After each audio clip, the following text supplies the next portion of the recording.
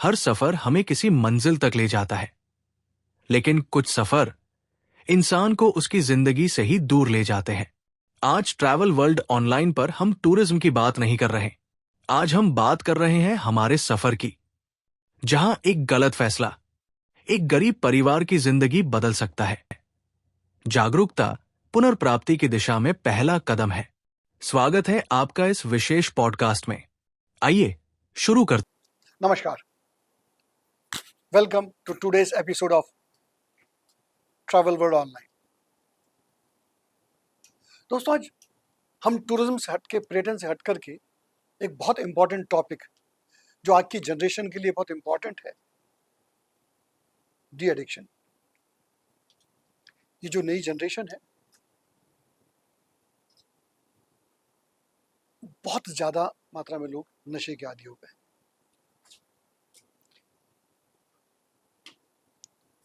शराब को आज की जो जनरेशन है नशा मानती ही नहीं।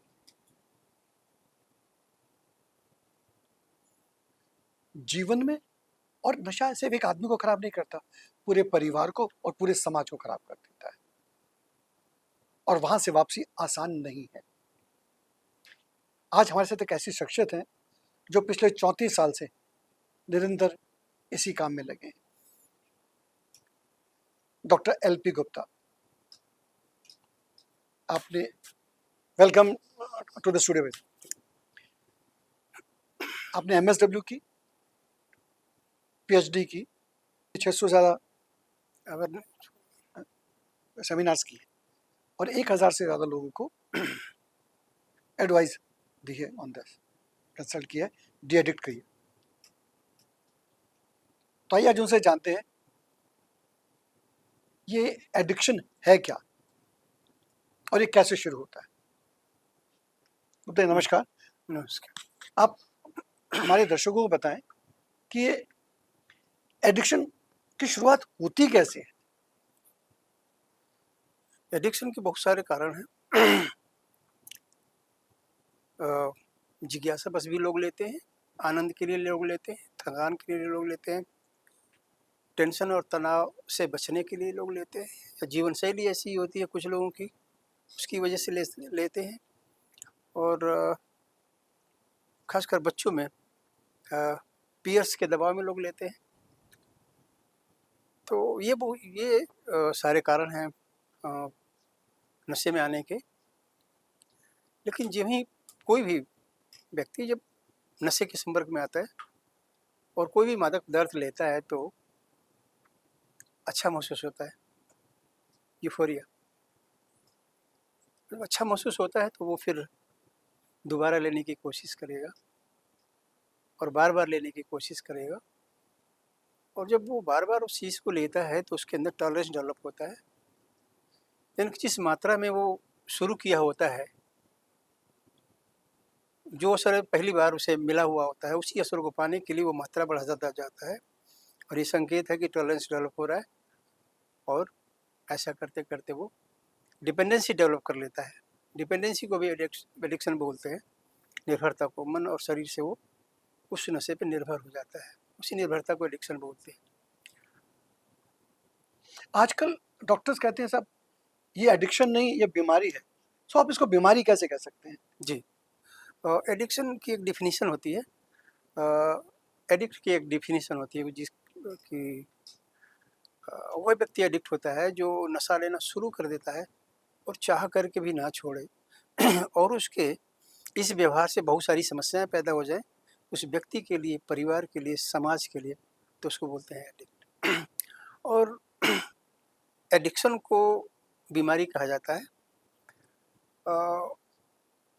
1956 में अमेरिकन मेडिकल एसोसिएशन ने विस्तृत अध्ययन करके ये पाया कि नशा करना भी एक बीमारी है।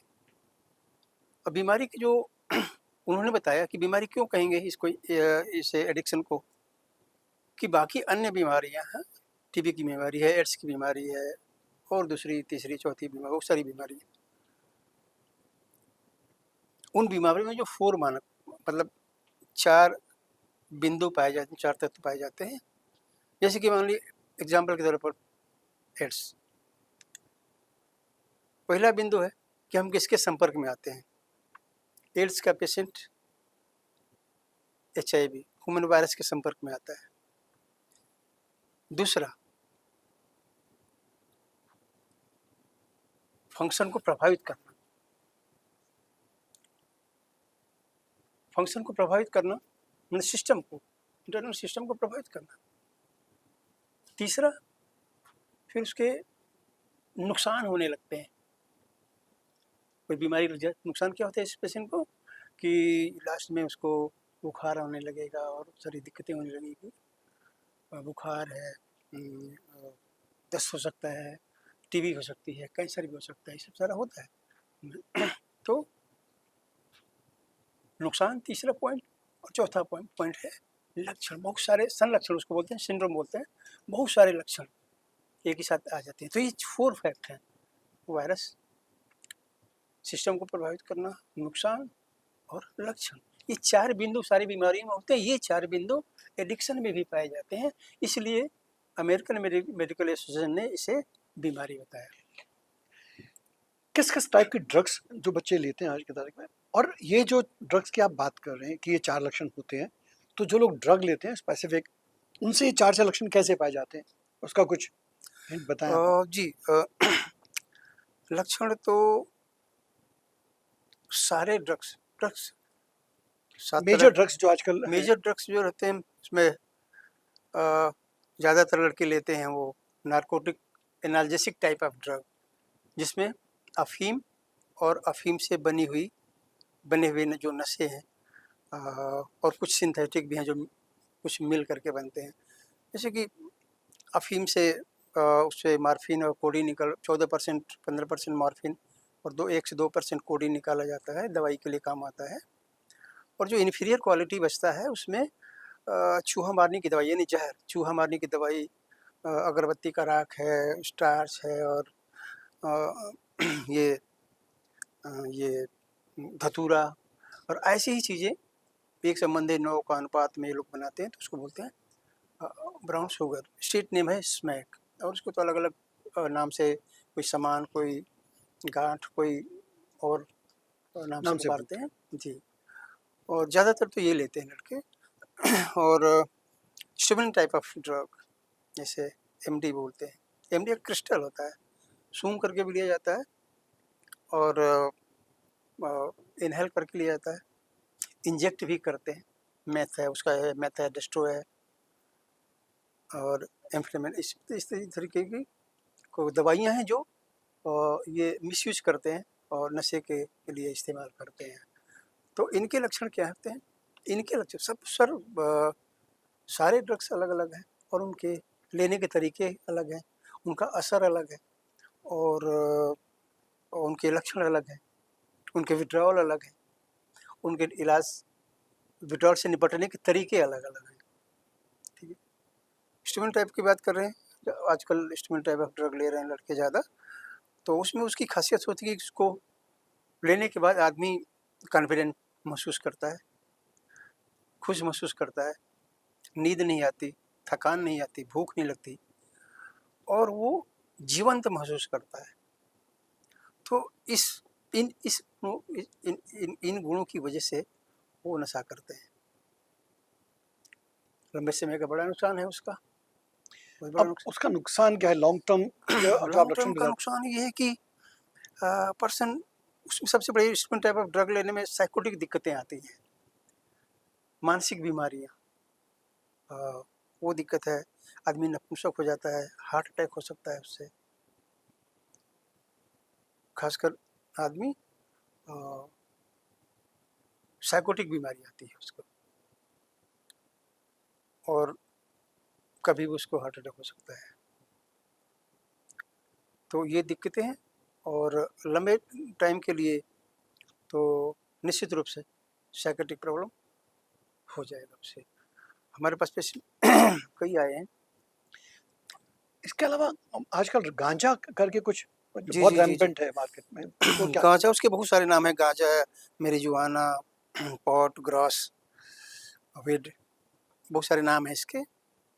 बॉम्बे ब्लैक, इसको बहुत सारे नाम से ये जाना जाता है गांजा। गांजा एक पौधा होता है, जो 2 तरह के पौधे होते हैं, एक मेल फीमेल। तो जो फीमेल पौधा होता है वो राल छोड़ता है, तो राल इकट्ठा करते हैं तो उसको बोलते हैं हशीश, चरस बोलते हैं।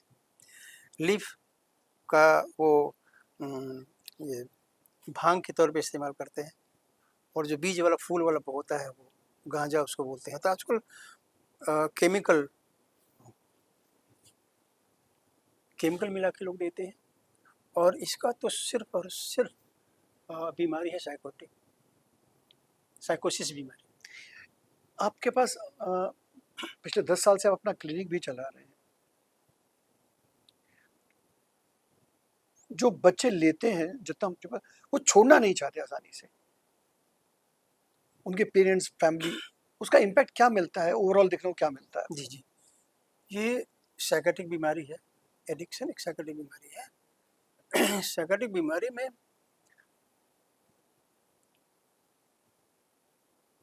बंदा डिसीजन नहीं लेता मुझे क्या करना चाहिए।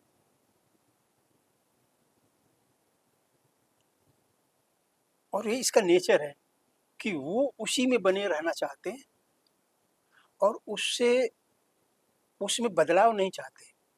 बदलाव से उन्हें डर लगता है। वो जहाँ पे भी हैं, जैसे भी हैं, उसी में बने रहना चाहते हैं। चाहे एडिक्शन का तो बहुत सारा नुकसान है, और उन नुकसान के बावजूद, नुकसान पता है, उसके बावजूद भी उनका पीना जारी रहता है। इस तरह का इस बीमारी का नेचर है, स्वभाव है। तो पेरेंट्स का रोल है उसमें अलग। आप ऐसे परिवार जो इनसे, जिनके बच्चे या फैमिली में कोई लेता है, तो what is your advice to that? उसके विड्रॉल कैसे हो सकते हैं? विड्रॉल सिम्टम्स क्या होते हैं? विड्रॉल सिम्पटम्स की बात करें तो कोई भी एडिक्शन हो, नॉर्मल जीवन से अलग हो जाता है। वो सीधे साफ समझिए, एक नॉर्मल आदमी समय से सोएगा, समय से जगेगा, समय से खाना खाएगा, अपने साफ सफाई का ध्यान रखेगा, अपने काम और पढ़ाई का ध्यान रखेगा, और वो कोई भी एडिक्ट व्यक्ति, बच्चा, वो उससे उसकी दिनचर्या अलग हो जाएगी। तो जब अलग हो जाएगी तो आप समझ लीजिए कि क्यों अलग है। तो फिर इसकी जांच करते हैं कि क्यों अलग है, क्या करता है, जांच करते हैं। अब वो क्या करेगा, आपका सोने का टाइम होगा तो उसका जगने का टाइम होगा, आपके सुबह जागने का टाइम होगा तो फिर वो सोया रहेगा, या फिर जब आप घर के लोग निकल जाएंगे, इधर उधर होंगे, तो वो उठेगा तो फिर अपने नशे के बारे में सोचेगा। यानी डिपेंडेंसी जो बोलते हैं कि मेंटल डिपेंडेंसी का मतलब कि उसके एडिक्ट व्यक्ति के सोच में, दृष्टिकोण में, काम धंधे में, उसके दिनचर्या में नशा बस जाता है। 24 घंटा उसी के बारे में सोचता रहता है कि मेरे को नशा कहाँ से मिलेगा, कैसे मिलेगा, कहाँ बैठ के पीऊँ और कितना ज़्यादा पीऊँ, इसी के बारे में सोचते रहता है। तो वो निकल जाएगा। डॉक्टर साहब, कैसे इनिशियल स्टेज पर इसके बारे में पता चल सकता है? क्योंकि जी। बहुत तक फैमिलीज को पता ही चलता है, और जब तक मालूम होता है तब तक बहुत देर हो चुकी होती है। बिल्कुल। मैंने बताया कि दिनचर्या आप ज़रूर अंतर पाएंगे, और जितना एक नॉर्मल आदमी जितना खाना खाता है, या तो ज़्यादा खाएगा, गांजा पीने वाला ज़्यादा खाता है शुरुआत में, और जो दूसरे नशे होते हैं उनमें बंदा कम खाएगा या नहीं खाएगा, हो सकता है कम खाए, इधर उधर खाना खा ले, कभी कोल्ड ड्रिंक पी ले, कभी दूध पी ले, कभी चाय पी ले, कभी मट्ठा पी ले, कहीं खाना खाए थोड़ा सा खा ले, या आपके टाइम पर ना खाए, बाद में खाए, पहले खा ले या ना खाए। तो इस तरह का सोने का है, कभी नींद आएगी कभी नहीं आएगी, काम पे मन नहीं लगता, साफ सफाई पे मन नहीं लगता। साफ सफाई में सभी लोग सुबह में जग के नहाते धोते हैं, साफ सफाई के ध्यान रखते हैं, वो नहीं ऐसा करेगा। तो ये अंतर है। खाना जब खाना होगा वो खाना नहीं खाएगा, तो ये अंतर है। अब पढ़ाई है तो उसका परफॉर्मेंस वहाँ ख़राब होगा, स्कूल में अटेंडेंस कम हो जाएगा, वर्क प्लेस पर अटेंडेंस उसकी कम हो जाएगी, परफॉर्मेंस उसकी ख़राब होगी, और उनका मतलब इंटरेस्ट जो होता है वो धीरे धीरे कम होने लगता है। तो ये सारे लक्षण, इसकी जांच करनी चाहिए। इसकी जांच जब दिनचर्या अलग हो जाए तो उसकी जांच करनी चाहिए कि ऐसा क्यों हो रहा है। फिर जा कर के नज़दीकी आजकल बहुत सारे सेंटर्स खुले हुए और गवर्नमेंट के बहुत सारे सेंटर खुले हुए जाना चाहिए और वहाँ पे सोशल वर्कर से, काउंसलर से जाके बात करनी चाहिए कि हम अपने बच्चे में या अपने घर का जो भी मेंबर है उनकी दिनचर्या इस तरीके से हो रही है, कभी सोते हैं, कभी नहीं सोते हैं, कभी पहले सो जाते हैं, कभी सोते ही नहीं, खाना खाते हैं, नहीं खाते हैं, बाहर निकल जाते हैं, पैसे का खर्च ज़्यादा है, साफ़ सफाई का ध्यान नहीं है। तो ये सब लक्षण उनसे पूछेंगे, उनसे डिस्कस करेंगे, तो उनसे कन्फर्म करना होता है कि जो मैं देख रहा हूँ ये जो लक्षण है ये क्या नशे के लक्षण हैं। तो ये उनसे कन्फर्म करना चाहिए और कन्फर्म करके तब बच्चे के पास जा कर के उनको उसको समझाना चाहिए और प्यार से समझाना चाहिए। ये उसे मैसेज देना है समझाते समय कि वो हमारे घर का कीमती आदमी है, महत्वपूर्ण आदमी है और अहम है, अपने लिए और हमारे परिवार के लिए अहम मेंबर है। तो ये उसे मैसेज जाना चाहिए ताकि उसे ये न फील हो कि अब कुछ पेरेंट्स क्या होते तो जब तक वहाँ पहुँचे उससे पहले मैं एक बात पूछना चाहूँगा, क्या एडिक्ट आदमी के ब्लड रिपोर्ट से पता चल सकता है कि एडिक्टेड है? जी, जी, जी, जी। आजकल बहुत सारे टेस्ट आ रहे हैं। अच्छा, तो उससे मालूम हो जाता है बिल्कुल, बिल्कुल 400 रुपए की किट आती है और उसमें कम से कम नहीं वो 12-14 तरह के मादक द्रव्यों का टेस्ट उसमें हो जाता है एक ही बार में। नहीं तो वो घर पे लाके कर सकते हैं वहाँ? बिल्कुल घर पे आप जाइए वो किट लाइए और घर पे उससे उसका पेशाब लेकर के और उसमें एक ऐसे डुबोना होता है, अच्छा, डुबोना होता है। अगर आप उसमें बस 1 मिनट, सिर्फ 1 मिनट डुबोएँगे तो नेगेटिव पॉजिटिव रिजल्ट उसमें आ जाता है। बंदा लिया है कि नहीं, गांजा उसमें सारे student type of drug, depressant type of drug, narcotic analgesic type of drug, LSD, cannabis, ये तो सारे ड्रग्स के बारे में उसमें वो मिल जाता है। मित्रों इससे पहले कि हम आगे बढ़ें, मैं आपको एक चीज़ बताना चाहूँगा कि अगर आपको अपने बच्चों की दिनचर्या, अपने परिवार के किसी सदस्य की दिनचर्या जैसे डॉक्टर साहब ने बताया लगती है, तो आप यूरिन टेस्ट के ज़रिए मालूम कर सकते हैं कि आपका बच्चा या आपके परिवार का कोई सदस्य नशा कर रहा है या नहीं कर रहा, और कर रहा है तो उसके क्या उपाय हैं, क्या करना चाहिए, ये डॉक्टर साहब से हम आगे जानेंगे। वैसे बताएं उसके लिए बात क्या जी, करना जी। चाहिए? तो इस तरीके से टेस्टिंग किट से जान सकते हैं कि बच्चा नशा करता है और उसके जो लक्षण हैं, उस लक्षणों को जाकर के जो डी एडिक्शन सेंटर्स हैं, गवर्नमेंट की भी है, प्राइवेट की भी है, वहाँ पे जो नज़दीक हो जहाँ पे वहाँ जाना चाहिए और वो काउंसलर या वहाँ के जो डायरेक्टर हैं, मैनेजर हैं, इंचार्ज हैं, प्रोजेक्ट इंचार्ज हैं, कोऑर्डिनेटर हैं, जो उनसे जाकर उन लक्षणों के बारे में डिस्कस करना चाहिए, कन्फर्म होना चाहिए और फिर बच्चे से बात करना चाहिए। तो उन लोगों के यहाँ भी ये होता है कि प्री काउंसलिंग दी जाती है, बच्चे को ट्रीटमेंट लेने के लिए तैयार किया जाता है। तो काउंसलर, सेंटर के काउंसलर भी उसको प्री काउंसलिंग देकर उस ट्रीटमेंट के लिए तैयार करते हैं, ये उनका काम है। और गार्जियन को बड़े तसल्ली से, बड़े धैर्य से, बहुत प्यार से, संयम से, बिना क्रोध, बिना दबाव, बिना टेंशन, तनाव, दबाव के उस बच्चे से बात करना चाहिए कि हमें पता है कि आप विवश हो, आप ऐसी बीमारी में फंस गए हो कि उससे उभरना आपके लिए थोड़ा कठिन हो रहा है, हम मदद करेंगे और गवर्नमेंट की तरफ से भी मदद है बहुत सारी और इससे बहुत सारे लोग उभर गए और आप भी उभर जाओगे। ट्रीटमेंट लेते हैं और फिर आप सामान्य जीवन में वापस आ जाओगे, फिर से जो सपना देखे हो उस सपने को साकार कर सकते हो। तो ये बच्चे से तसल्ली से बात करते हैं, काउंसलर तैयार करेंगे और फिर इलाज सेंटर पे ट्रीटमेंट दिलाते हैं। और तो सब राइट सेंटर कैसे ढूंढें, क्योंकि आजकल बहुत सारे हर दूसरी दीवार पे आप देखेंगे नशा मुक्त केंद्र, जी, जी, और जी, जी, जी। पता चलता है कि बच्चे को वहाँ ले गए, कुछ केस सुनने में आए इस टाइप के, वहाँ बच्चा और नए नशे सीख करके आ जाता है।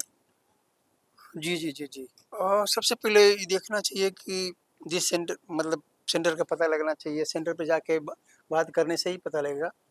तो गवर्नमेंट के सेंटर हैं, आप तो पता नहीं लगता वैसे। आप जाके मैनेजर से बात करें, उस बच्चे के इलाज के लिए साइकेट्रिस्ट होने चाहिए, साइकोलॉजिस्ट होने चाहिए, साइकेट्रिक सोशल वर्कर होना चाहिए। ये 3 लोगों का होना ज़रूरी है। ये 3 लोग जहाँ आप जाइए सेंटर पे तो इन 3 लोगों से ना मिलें तो कम से कम आप साइकोलॉजिस्ट, साइकेट्रिस्ट या साइकेट्रिस्ट से इन 3 लोगों से, सेंटर पे ये 3 लोगों का काम है, 3 लोग रहते हैं हर सेंटर पे। तो इन 3 लोगों, मतलब मैं ये नहीं बता सकता कि हर सेंटर पे है नहीं है, लेकिन ये 3 लोग ट्रीटमेंट देते हैं, इन 3 लोगों में से जाके बात करना चाहिए। तो जब इन लोगों से आपकी बात हो जाए तो आप वहाँ पे बच्चे का इलाज करवा सकते हैं। बेहतर। अब उसका ट्रीटमेंट का प्रोसेस क्या होता है जनरली, जी और जी क्या जी करना चाहिए? मान लीजिए कोई सेंटर ले जा नहीं सकते हैं, और ये कितने महंगे होते हैं, क्योंकि बहुत लोग जो इसको जी अफोर्ड जी जी नहीं कर सकते, उनके लिए क्या? आजकल देखिए गवर्नमेंट के जो सेंटर्स हैं उसमें फ्री इलाज होता है, उसमें पैसे नहीं लगते। गवर्नमेंट फंडेड सेंटर में 20 साल रहा हूँ, एक काउंसलिंग सेंटर का प्रोजेक्ट इंचार्ज रहा हूँ। एक आसी ऑर्गेनाइजेशन है नई दिल्ली में, association for social health India, तो हमें मैं प्रोजेक्ट इंचार्ज रहा, लगभग 20 साल सेवा दिया वहाँ पे। तो गवर्नमेंट के पूरे देश में 450 से 500 सेंटर्स में कंफर्म नहीं हूँ, इतने होंगे गवर्नमेंट फंडेड सेंटर होंगे।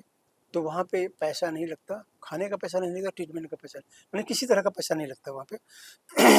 बाकी जो प्राइवेट सेंटर्स जो खुले हुए हैं उनमें तो अंदाज़ा नहीं लगा सकते।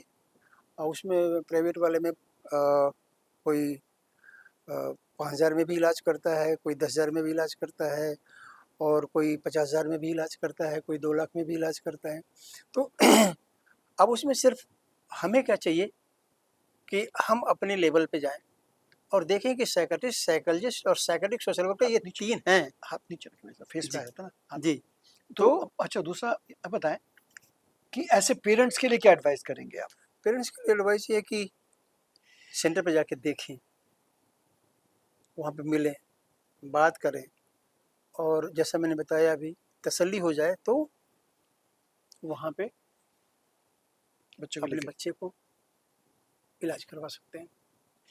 और घर का माहौल, ये सब चीज़ें बहुत फैक्टर अकाउंट करते हैं, क्योंकि नशे वाला आदमी परिवार को इतना परेशान कर चुका होता है कि वो उससे बहुत। मुक्ति पाना चाहते हैं। जी। ठीक है, तो आप क्या कहेंगे उस परिवार को, कैसे उस बच्चों को कैसे हैंडल करें, उस सिचुएशन को कैसे संभालें? देखिए ये बहुत ज़रूरी है आज की जी तारीख। जी जी जी पेशेंट के साथ साथ फैमिली का भी काउंसलिंग होता है, उसको बोलते हैं फैमिली काउंसलिंग, अच्छा। और फैमिली थेरेपी भी होती है। जब एक पेशेंट के साथ साथ इलाज में फैमिली को भी शामिल कर लिया जाता है तो उसको बोलते हैं फैमिली थेरेपी। तो फैमिली काउंसलिंग और फैमिली थेरेपी होना बहुत ज़रूरी है, ताकि उसमें ये पता चल जाता है कि फैमिली का रोल क्या है। और पहले, इससे पहले कि जो एक घर में एक एडिक्ट की वजह से जो तनाव, दबाव, शर्म, डर, भय फैमिली के लोग फील करते हैं, अनुभव करते हैं, उससे राहत पाने के लिए काउंसलिंग ज़रूरी है। तो जी। बड़े संयम की ज़रूरत पड़ती है, साहस की ज़रूरत पड़ती है, धैर्य की ज़रूरत पड़ती है, और अच्छे व्यवहार और प्यार की ज़रूरत पड़ती है पेशेंट को। समाज के लिए क्या कहना चाहेंगे? क्योंकि समाज ऐसे शख्स को बड़ी हेय दृष्टि से देखता है, लोग उसको ये बैठाना नहीं चाहते हैं, जी जी दूर जी रखना जी चाहते हैं, तो क्या कहना चाहेंगे आप ऐसे? स्टिग्मा लोगों में होता है कि नशेबाज सिर्फ नशा करता है, काम नहीं करता, पढ़ाई नहीं करता, घर के किसी काम का नहीं है, अपने काम का नहीं है, परिवार के काम का नहीं है, समाज के काम का नहीं है, किसी काम का नहीं है, लोग ऐसा समझते हैं। लोगों को ये समझना है कि जैसे बाकी बीमारियां हैं, टीबी है, कैंसर है, बुखार है और दूसरी बीमारियां हैं, उनका इलाज होता है और वो ठीक हो जाते हैं और फिर से समाज के, परिवार के मुख्य धारा में आ जाते हैं। वैसे ही एक एडिक्ट भी कीमती है, महत्वपूर्ण है, और वो भी इलाज लेगा और वो भी मुख्य धारा में आ जाएगा, सामाजिक पारिवारिक जीवन में आ जाएगा। तो लोगों को प्यार से उसके उसे उनकी मदद की ज़रूरत है, प्यार की ज़रूरत है, स्वीकार करने की ज़रूरत है। और जो भी कर सकते हैं, जो लोगों का जो पद है, मान लीजिए एक गाँव के प्रधान हैं, उनकी भी ज़िम्मेदारी है कि ऐसे बच्चों को समझें और इलाज तक पहुँचाएँ। अगर कोई टीचर है, तो बच्चों को समझे कि उनके स्टूडेंट्स में क्या बदलाव आया, कौन बच्चा नहीं आ रहा है, परफॉर्मेंस खराब हो रहा है, तो क्या कर रहा है? पेरेंट्स से मिल कर के उसके बारे में जानें और कन्फर्म हो कि वो नशा करता है तो वो ट्रीटमेंट सेंटर तक पहुँचाएँ। या रेजिडेंस वेलफेयर का भी यही काम है कि अगर मोहल्ले में अगर कोई ऐसा बच्चा है, तो उसको इन लक्षणों के साथ जानें, वो देखें कि ऐसा है क्या, कन्फर्म करें और उसे इलाज करवाने तक पहुँचाएँ, इलाज करवाने में मदद करें उसकी। तो हर आदमी का रोल है। हर व्यक्ति अपनी जगह कहीं न कहीं किसी न किसी को देखता होगा नशा करते हुए, तो उसकी नैतिक ज़िम्मेदारी तो है ही कि ऐसे लोगों की वो मदद करे और अगर वो थोड़ा-सा भी कदम उठाएगा तो निश्चित रूप से उसकी मदद हो जाएगी। मैं डॉक्टर साहब की बात से बहुत सहमत हूँ। हम देख कर के ऐसी चीज़ों को नज़रअंदाज ना करें। अगर हमारे आस-पास कोई ऐसा बच्चा है, कोई ऐसा शख्स है जो नशे का आदी है और हम देखते हैं उसको, तो हम उसको समझाएँ, उसके परिवार को बताएँ, ताकि जागरूकता आए। समाज में जब जागरूकता आएगी और हम ये माने कि एक बीमारी है, इसको ठीक किया जा सकता है, इससे उबरा जा सकता है। तो सब सरकार का जो मिशन है डी एडिक्शन का, आप क्या कहना चाहेंगे हमारे दर्शकों को कि और जो लोग एडिक्ट हैं उनके लिए भी कोई मैसेज आपका जो आप देना जी। चाहें? मैसेज मैं लोगों को ये कहना चाहूँगा कि हर व्यक्ति कीमती है समाज के लिए। जिनको लोग समझते हैं मतलब कि आदमी कम पढ़ा है, मज़दूर है, गरीब है, लेकिन वो भी मेरी नज़र में बड़ा बड़ा कीमती है सबके लिए। कि बिल्डिंग बनता है तो उसमें कितना योगदान देता है। ठीक बात है।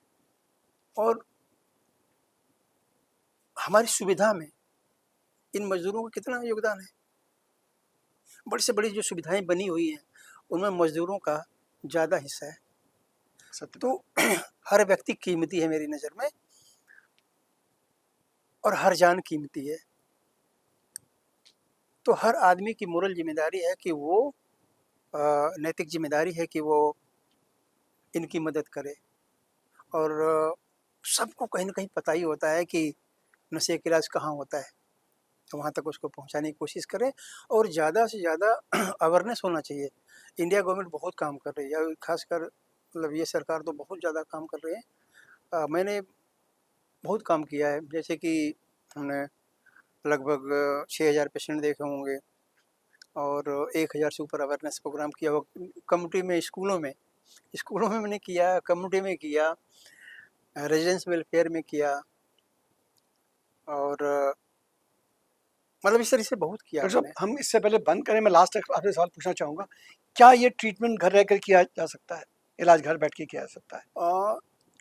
ज़रूरत ऐसी पड़ती है डिटॉक्सिफ़िकेशन में सेंटर की ज़रूरत पड़ती है। क्योंकि बाहर रह कर के पहले मैंने कोशिश की अब जब मैं वहाँ पे आईटीयू पे था, तो वो उस समय साइकियाट्रिस्ट ओपीडी में बैठते थे और काउंसलर, सोशल वर्कर सभी लोग बैठते थे वहाँ पे और वहीं पे पेशेंट को साइकियाट्रिस्ट देखते थे, दवाई दी जाती थी, उनकी काउंसलिंग होती थी।